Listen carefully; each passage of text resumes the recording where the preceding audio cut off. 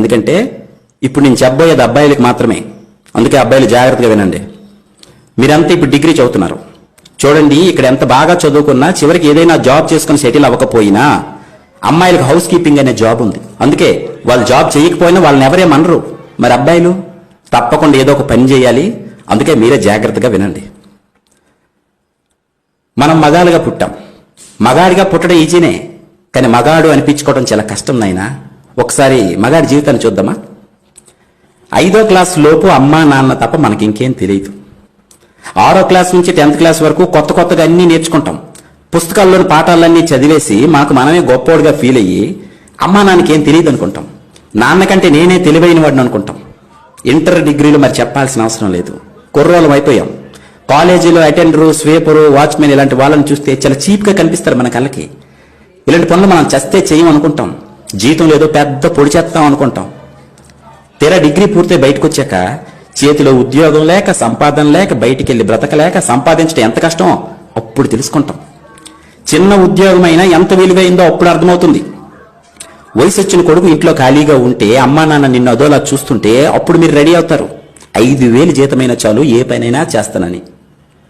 Auto driver గానో, కంపెనీలో helper గానో, సెక్యూరిటీ గార్డు గానో పనిచేస్తున్నప్పుడు అప్పుడు తెలుస్తుంది అటెండర్ ఉద్యోగం కంటే తక్కువ స్థానంలో ఉన్నానని. చూస్తూ ఉండగానే 30 ఏళ్ళు నిండిపోతాయి నీకు. పక్కన పెళ్ళాం, చేతిలో 2 పిల్లలు.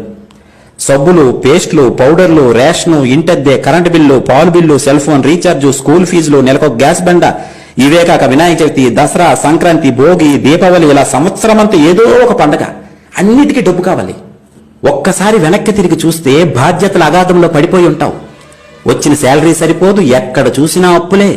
సడన్ గా పిల్లలకు బాగాలేకపోతే ఒరికిపోతావు. చేతిలో 500 కూడా ఉండదు. జీతం రాగానే ఇస్తాను, 500 ఫోన్ పే చేయరా అని క్లాస్మేట్ ఫ్రెండ్ ఫోన్ చేస్తావు. డబ్బు సంపాదించడం ఎంత కష్టమో తెలుసుకుంటావు. ఇప్పుడు కాలేజీ రోజుల్లో అన్నీ నీకే తెలిసని ఎగిరిపడే నీకు 30 ఏళ్లు నిండితే గానీ అసలు జీవితం అర్థం కాదు. అంతలోనే నీ పేరెంట్స్ ఈ లోకం విడిచిపోతారు. అప్పుడు తెలుస్తుంది నీకు జీవితం అస్సలు విలువ. కూలి పని చేసైనా నీ తండ్రి నిన్ను ఎలా పెంచాడో గుర్తు చేసుకుంటావు. ఊరంతా బలాదో తిరిగొచ్చిన అమ్మ ఎలా భోజనం పెట్టేదో గుర్తొస్తుంది నీకు. అప్పుడు ఏడుస్తావు బయ్యో. తొక్కలో లవ్వని అమ్మాయి వెంట తిరిగి అది మోసం చేస్తే ఏడ్చావు చూడు, అసలు అది ఏడుపే కాదు.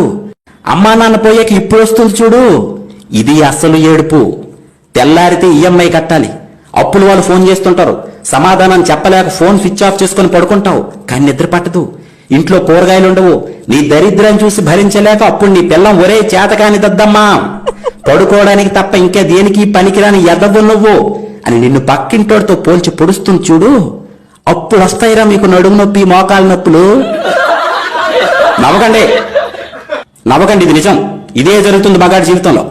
ఇప్పుడు అనిపిస్తుందిరా నీకు, చీ దీనమ్మ జీవితం, అసలు మగాడికి ఎందుకు పుట్టానురా అని. పెళ్ళం మీద కోపంతో ఫ్రెండ్స్ తో కలిసి మందు తాగడం తప్ప ఇంకేం పీకలేవు నువ్వు. నీ కష్టాలన్నీ సిట్టింగ్ లోనే ఫ్రెండ్స్ తో షేర్ చేసుకుంటావు. అప్పుడు నిన్ను ఆదుకుంది 10వ 12వ సహాయం చేసేది క్లాస్మేట్సే. అందుకే గ్లాస్మేట్స్ ప్రతి మగాడికి చాలా అవసరం. అవసరమైనప్పుడు ఆదుకుంది వాళ్ళే. మగాడిగా పుట్టిన తర్వాత ఈ కష్టాలన్నీ తప్పవునైనా సంపాదించాల్సింది నువ్వే, పెంచాల్సింది నువ్వే, దొబ్బులు కాయాల్సింది కూడా నువ్వే. పండక్కింట్లో అందరికీ నువ్వే కొత్త బట్టలు కొంటావు, నువ్వు మాత్రం కొనుక్కో. ఎందుకంటే నీ దగ్గర డబ్బులు ఉండవు, ఎప్పుడు ఆ పాత బట్టల్లోనే కనిపిస్తావు. అప్పుడు తెలుస్తుంది మీ నాన్న ఎప్పుడు చిరిగిపోయిన బనియన్తో, అరిగిపోయిన చెప్పులతో ఎందుకు అలా సింపుల్ గా కనిపించేవాడో. ఇప్పుడు అర్థమవుతుంది. నువ్వు నాన్న అయితే గాని మీ నాన్న అంటే ఏంటో నీకు అర్థం కాదు. 30 ఏళ్లు నిండిన తర్వాత సడన్ గా చదువుకునే టైంలో బెల్ కొట్టే అటెండర్ గానీ, వాచ్మెన్ గానీ నీకు రోడ్డు మీద కనిపిస్తారు. చిన్న ఉద్యోగమని, తక్కువ జీతమని హేళన చేసి నువ్వే ఈరోజు అతన్ని ఎంత ఆప్యాయంగా పలకరిస్తావో చూడు. నీకంటే అతను ఎన్ని రెట్లు గొప్పవాడో ఇప్పుడు నీకెవరో చెప్పాల్సిన అవసరం లేదనుకుంటా. కాలం అన్నింటికీ సైలెంట్ గా సమాధానం ఇస్తుంది సోదరా. ఇది అర్థమైన రోజు నుండే నువ్వు బ్రతకడం ప్రారంభిస్తావు. ఇక నుండే నీ అసలు జీవితం మొదలవుతుంది. ఇవన్నీ ఏ క్లాసులోనూ మీకు నేర్పరు తమ్ముడు. ఇక నుండైన వయసులో పెద్దవాళ్ళైన మీ నాన్నని, అటెండర్ని, వాచ్మెన్ని తక్కువగా చూడటం మానేయండి. గౌరవించడం నేర్చుకోండి. God bless you all.